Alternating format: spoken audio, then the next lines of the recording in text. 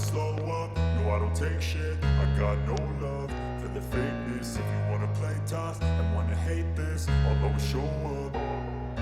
I don't ever slow up, no I don't take shit. I got no love for the fakeness. If you wanna play tough and wanna hate this, I'll always show up and make a statement. I don't ever slow up, no I don't take shit. I got no love for the fakeness. If you wanna play tough and wanna hate this, I'll always show up and make a statement. Everything I do so instinctive and so passionate. Every word I move so descriptive like an adjective. I got a vendetta against people who patented being negative when you should be getting after it. I got facts over tracks, this and that. Spitting slow, spitting fast. I could roast, I could gas. Think I'm okay at last, but I don't know if that can erase all the past. And the pettiness, a reflection of the emptiness. Hilarious, you think you're worth my time, you're delirious. Mysterious, because you are behind a fake exterior. Inferior, you know I'll always be a bit superior. Get off of me, this ain't no humble brag. I want you to hear words, you can say them back. I want you to feel free from the chains at last, and to believe in what you got, it was built to last, yeah. Now that I've been put through hell, I never got anyone's help. I had to do it all myself. I don't ever slow up, no I don't take shit. I got no love. Okay, kumusta na mga ka-riders? Alam ko na naperwisyo tayo ng mga nakaraang bagyo. Biruin nyo nga naman, 6 na bagyo sa loob ng isang buwan ang dumaan sa atin. So kami maswerte dito sa Laguna kasi ang almost na naka-perwisyo lang sa amin ay yung Typhoon Christine. Yung mga sumunod, kadalasan po ay umiiwas na. Pero syempre, nakakaawa yung mga tinamaan sa norte, lalo na yung mga ka-riders natin. Kamusta na po ang inyong mga motor? Sana hindi naman nababad sa tubig baha. Yun lang maganda siguro gawin natin kapag meron tayong na monitor na may bagyong parating. Maganda siguro ilagay natin sa matataas na lugar, o kung wala namang mapapaglagyan, palutin natin ng plastic para maprotektahan yung ating mga makina. And then kung malalim pa po ang baha dyan sa inyong mga lugar, huwag na po nating ipilit itawid at baka lalong mapasama yung ating mga motorsiklo. Okay, buti maganda na ang panahon. Sana hanggang Pasko wala ng bagyo para maging okay tayo lahat mga riders. Okay, saglit, parang may bagong motorsiklo dito sa Motorlandia. Okay, balikan natin. Okay, sige, check natin dito sa Motorlandia. Meron akong nasulya pang parang bago pero parang luma na rin. Okay, ito na tayo sa loob. Okay, nabighani tayo sa kanyang kulay, di ba? Ang ganda ng kulay pula, tapos nakakombine sa matte black. Sa bagay, ano na nga ho ito, luma na itong motorsiklo na to, pero sa mga beginners na rider po, tingin ko babagay po sa inyo to. Para ka lang nakabisikleta rito kasi kita nyo naman, ang liit lang niya, sigurado magaan lang yan. Kahit tayo kinapo sa height, kayang-kaya natin itong motorsiklo na to. Okay, lupit naka-naked handlebar din, di ba? Nga pala mga riders, pinapakilala ko po sa inyo si Suzuki Skydrive Crossover 115cc. Okay mga ka-riders, bago kayo humirit, alam kong luma na po itong motorsiklo na to, pero para po ito dun sa mga hindi pa nakakapanood ng review ng Suzuki Skydrive Crossover 115cc. Okay, unang impression ko po sa kanya, parang ang bilis-bilis lang niya gamitin, di ba? Tingin ko sa kanya parang bisikleta lang, kasi yan, kita nyo naman, ang liit lang niya. Yan yung forma niya, patusok. Dito mo makikita yung aerodynamics design niya. So mapuprove natin na ang Suzuki talaga, yun ang trademark niya, yung matining at saka tahimik tumakbo. Naalala ko tuloy yung unang naging motor namin, yung Suzuki Crystal 110. Parang kuya niya ito Pero ang totoong rason po kung bakit tayo napadaan dito, na-attract talaga ako sa kanyang kulay. Okay, available po sa 4 na kulay. Ito nga pong strong red at saka yung Daytona yellow.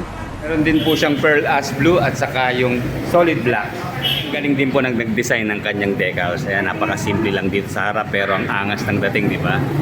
Okay, ayan, combine po ng red, gray at saka black. Nandito po yung kanyang model na crossover. And then sa side po niya, ayan, Skydrive naman. Okay, ganun din po ang color. Bali, black, gray, and then red. Ito po ay reflectorized tong kulay gray na to. Pag nasinagan po yan ng liwanag, magre-reflect po yan. And then dito naman sa side profile po niya, ayan, crossover ang nakalagay. And then meron po siya rito maliit na specs, yung Suzuki Eco Performance or SEP. And then syempre fuel injection na po ang kanyang fuel supply system. And then nandito po yung kanyang brand na Suzuki. Kung 2 bolt na to, may purpose po yan. Pwede po tayo maglagay dito ng carrier o yung parang basket pag tayo po mamamalengke. Or dun sa ibang bansa, mga kabitan ng plate number. Okay, sa kanya pong lighting system, kita nyo naman yung headlight niya. Although hindi po siya LED, pero yung design ng headlight, di ba, panalo.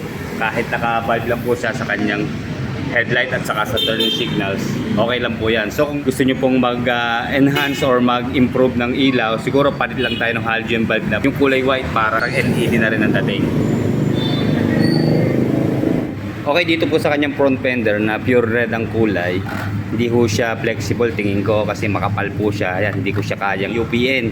So ingat-ingatan po natin to at sigurado sa malakas na impact, pwede rin siya mabasag. Anyway, maingat naman tayo mga riders kaya okay lang yan. Okay, naka-telescopic fork po ang kanyang front suspension. And then dito po sa kanyang front brake, mapapansin natin, colored na po yung kanyang caliper. Ayan, kulay red, naka-single piston caliper po siya na merong single disc sa front. And then panalo rin sa kanyang mag wheels, malinis. Pure glossy black po ang kulay. Siyempre, aluminum po yung wheels na yan. And then meron po siyang sukat na gulong sa front na 80 by 90 by 14. So malaki po yung kanyang wheels, 14 inches po yung diameter. At ang maganda po rito, naka semi-block na po yung kanyang gulong or naka dual sport na. Kaya talagang pangharapas na rin po itong gulong na to. Pwede tayong dumaan sa rough road, maputik, mabuhangin ang lugar. Ayan, ilalaban po tayo niyan na tayo maging safe. By the way, IRC tubeless na po ang gulong na to. Okay, sa taillight naman po, pure bulb na rin po ang ginamit mula sa stoplight, turning signals, saka nga po sa taillight. All bulb po siya. And then dito naman po sa rear tire, may sukat na 90 by 90 by 14. And then kakulay po ng caliper yung kanyang suspension, di ba? Kulay red din tong kanyang coil spring. Naka single-sided shock po sa kanyang rear suspension. And then drum brake naman po sa kanyang rear brake. Medyo marumi lang po at ginamit to kanina po yung nag-test ride. And then nasa 90 ml lang po ang kanyang gear oil capacity. So low maintenance po talaga siya. And then tipid din po siya sa engine oil kasi meron lamang po siyang 650 ml na engine oil capacity. And then sa kanya naman pong stock na muffler, ayan, naka laser print na po yung kanyang brand na Suzuki. At fully protected po siya ng plastic na heat guard, kaya no problem tayo na mapapaso. Ayan. Then maganda, meron pa siyang isang brace dito para mas matibay, hindi huga-huga ang ating tambucho. Then kahit exposed po yung kanyang elbow, may harang siya na bakal para protection, hindi tayo mapadikit. And then syempre, ito po yung kanyang traditional na kickstart. Hindi siya inalis. Maganda naman, meron tayong second option pag naglungo yung ating electric starter push button. Okay, siyempre meron pong rubber yung kanyang foot peg. Dahil ito nga po yung mga naunang labas, wala pa rin pong kill switch yung kanyang side stand. Then malaki po ang kanyang center stand. Ayan. Meron siya matatabang bakal. Okay, sa kanya naman pong floorboard, average lang, medyo maliit siya tignan pero tama-tama lang po ito sa ating paa. Nasukat ko ito kanina eh. And then meron siyang mga kabitan po dito ng mating. Ayan yung kanyang 4 na bolt. And then maganda ho, wala rito yung kanyang battery. Mataas, nasa U-box po ata. Mamaya check natin. Okay, ayan, magaspang na yung kanyang floorboard. Hindi na natin kailangan ng mating. Then pareho pong may pocket sa magkabilang side. Open nga lang po siya, pareho lang ng size. Then nasa gitna po yung kanyang utility hook. Dito sa ilalim po ng upuan, wala nang extra hook. Then maganda po yung kanyang sport touring handlebar. Para lang siyang manibela ng bisikleta, di ba? Ang ganda po ng kanyang pagkakakurbada dito. Medyo mataas siya kaya hindi ho tayo pasubsob dito. Yung puna ko lang, mahaba yung kanyang handlebar. Okay, naka full digital na po ang kanyang instrument panel. Siguro kailangan lang nito ng protection, ano? Medyo exposed siya eh. Sana malagyan to ng parang harang dito para in case na may tumalsik o bumangga sa kanya, hindi siya basta-basta masisira. Meron po siyang dalawang soft button dito sa magkabila. Ito yung kanyang select and adjust. Isa po sa nagustuhan ko sa Suzuki Skydrive, yung kanya pong mga switches and button. Napaka-premium po ng dating ano. Okay, dito po ang kanyang high beam, low beam sign, turning signal sign, and then horn. Dito po sa kabila, ayan, sodo lang yung kanyang electric starter push button. Okay, bago tayo sumakay, check muna natin yung kanyang upuan. Okay, maganda po yung kanyang stock na seat cover. Oh. Ayan, napaka-sporty ng dating, di ba? Two-tone po siya. Meron ditong kulay gray at saka kulay black. And then yung kanyang pong brand na Suzuki, yan, nakaprint na po dito sa kanyang seat cover. Okay, hindi ho ganun kalambot yung kanyang upuan. Pero yung tapas niya, okay lang. Hindi mataas dito sa ating back rider seat. Dito naman sa ating rider seat, ayan, medyo malalim siya. Maganda, hindi madulas yung kanyang seat cover. And then, Almost wala po siyang U-box kasi dito na po nakapwesto yung kanyang battery. Oh. Hindi pa lang po naka-install. Ayan, maliit lang ang space na ating ilalagay. Talagang basic tools lang. Saka yung ating mga documents, yun lang may ilalagay natin dito. And then medyo maliit po ang kanyang fuel tank capacity. Nasa 3.6 liters lang po. So meron po siyang fuel consumption na 50 kilometers per 1 liter. So ang full tank po niya kayang umabot po hanggang mga 180 kilometers. Above average naman po ang kanyang top speed.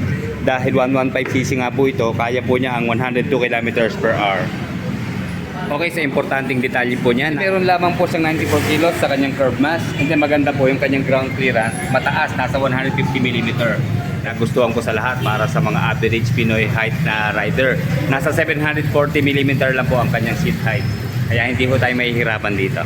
Okay, sa engine specs naman po niya, 4-stroke, single cylinder, 2-valve, single overhead cam, air-cooled pa rin po ang kanyang cooling system pero fuel injection po sa kanyang fuel supply system, 113cc displacement, maximum power of 6.7 kilowatts at 8,000 RPM and maximum torque of 8.5 Newton meter at 6,000 RPM. Okay, ito ang tamang posture sa kanyang side stand, di ba?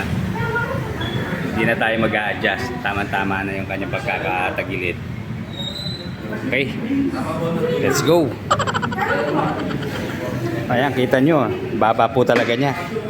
Tingin ko kahit mga ano tayo dito, 5'1", 5'2". Tiyad nga lang po yun sigurado. Pero komportable na po dahil to kayang-kaya natin siya.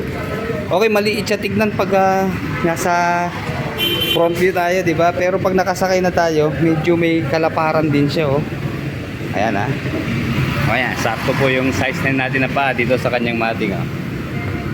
Paglagay pa tayo ng isang bag dito, ipitin lang natin sa ating mga binti. O, ayan. Nung una, akala ko mababa yung kanyang panel. Pero ito, dahil naka-slant siya, kitang-kita na natin, hindi na tayo masyadong yuyuko. Then, yung sa manibela niya, pwede pa natin itong i-adjust. Kung nalalapitan kayo, pwede natin i-forward o i-backward siya para maging komportable po sa sukat ng ating mga braso. Okay, check natin yung kanyang turning radius kasi nahahabaan po talaga ako sa kanyang manibela. Pero okay lang naman dahil meron pa siyang 1 inch na distansya. Kasama na yung kanyang bar end. Hindi naman siya makakabala. Yun lang, sa pagsingit po mga ka-riders, dahil ito'y maliit, sigurado lusot ito sa traffic. Pero mag-iingat po tayo dahil malapad po nga yung kanyang manibela. Pwede tayong makasabit at makatanggi ng mga side mirror o mga braso ng mga naglalakad. Kaya ingat-ingat tayo. Okay, check po natin yung kanyang front disc brake. Okay, soft po yung kanyang preno sa unahan pero responsive naman, oh. May kapit naman. Ayan. Hindi mo na kayang i-full press yan, talagang malakas po yung bagat niya. Then sa kanya pong drum brake na rear, almost the same po siya ng impact o ng braking power, oh. Ito malakas yung kanyang drum, para na rin nakadis sa rear. Then sa suspension, ayan, ito malambot kasi dahil nga magaan po siya. Pag tayo nag-bounce, lalo na kung may kabigatan tayo, sasayaw po talaga siya, sasama siya. Kaya very responsive po yung kanyang single-sided shock na suspension.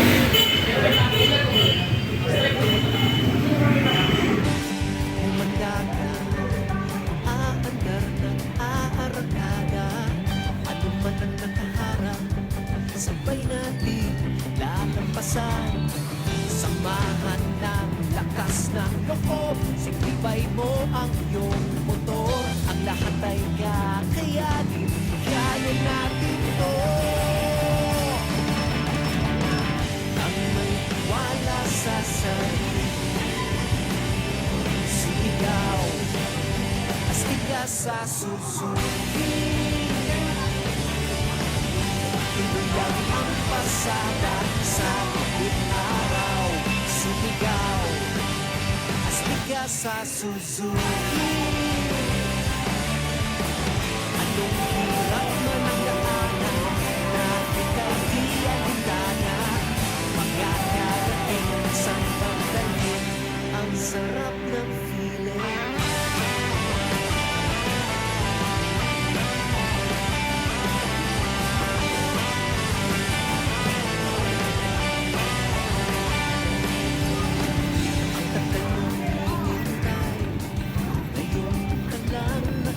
Sakay, ito ang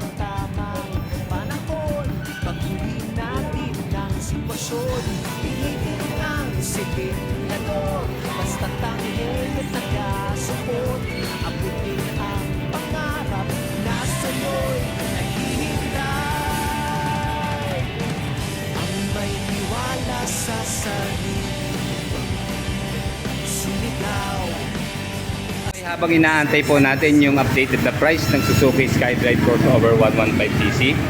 Okay, ngayon pong November 21, ito po ang status dito sa Motorlandia Santa Cruz, Laguna. Marami po silang bagong unit, kagaya po nitong NMAX na Petroleum Green. And then syempre yung Aerox na ABS version. And then ayan, itong mga bagong labas po ng Honda Click 160, Honda Winner X, at saka itong version 3 na latest model po ng Honda Click version 3 na 125cc. Okay, dito po sa Motorlandia Santa Cruz, ayan, makita naman natin low interest sila sa ngayon. Then may mga previous po sila na helmet, keychain, saka plate holder. Pero alam po dun sa ibang branches po, may mga libre po na knee pad saka elbow pad kung kukuha po tayo ng mga motorsiklo. Mabenta po talaga Honda Click. Oh. Ito, mukhang inactivate na. Sinuha na ng mga customer. Ito po yung Honda Click version 3, 125. Nahiya pa siya. Dito po sa ating right side, nandito po ang Kawasaki Barako version 2. Kasama po nila itong scooter nilang bagong labas na Brasky 125. And then ang Kawasaki CT 100cc. Then Honda TMX, siyempre. Saka yung Honda TMX Supremo na 150cc. And then ang hari ng underbone, isa pong carb type at saka isang fuel injected na Suzuki Raiders 150.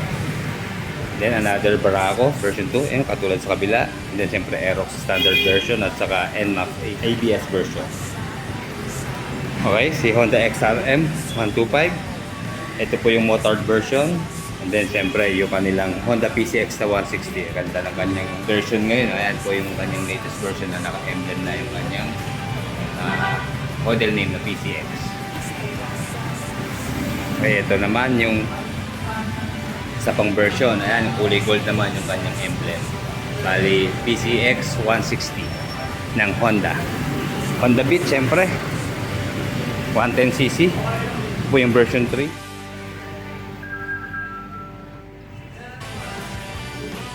Para naman po sa updated price ng Suzuki SkyDrive Crossover 115cc dito po sa Motorlandia Santa Cruz, ang cash price po niya ay nasa 74,900 pesos. And then kung installment po, magda-down tayo ng 6,600 pesos. And then sa monthly installment po sa isang taon, 7,300 monthly. Sa dalawang taon po, 4,290. At saka sa tatlong taon naman po ay 3,290 monthly.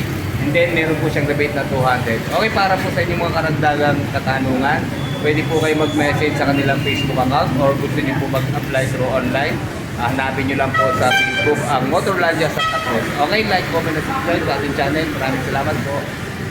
Ang pasada sa tabing araw, sumigaw, astig ka sa Suzuki.